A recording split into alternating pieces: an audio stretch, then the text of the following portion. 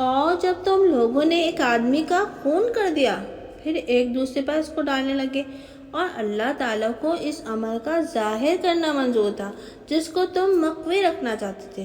اس لیے ہم نے حکم دیا کہ اس کو اس کے کوئی سے ٹکڑے سے چھوا دو۔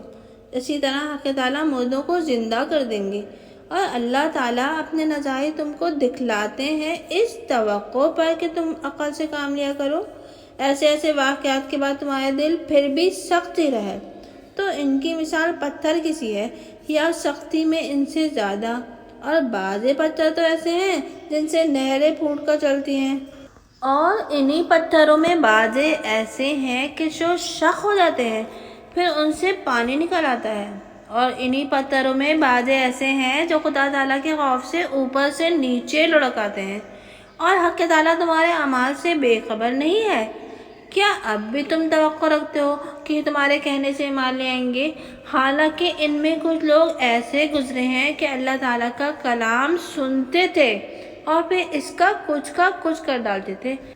اس کو سمجھنے کے بعد، اور جانتے تھے، اور جب ملتے ہیں مسلمانوں سے تو کہتے ہیں کہ ہم ایمان لے آئے ہیں، اور جب تنہائی میں جاتے ہیں یہ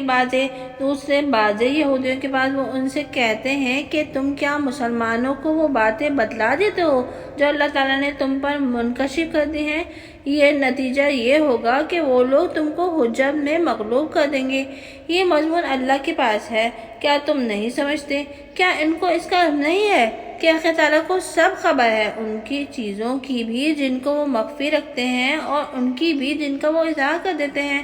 اور ان میں بہت سے ناخواندہ ہیں جو کتابی علم نہیں رکھتے لیکن دل خوش کن باتیں، اور وہ لوگ اور کچھ نہیں خیالات پکا لیتے ہیں۔ تو بڑی خرابی ان کی ہوگی جو لکھتے ہیں کتاب کو اپنے ہی ہاتھوں سے، پھر کہہ دیتے ہیں کہ یہ خدا کی طرف سے ہے۔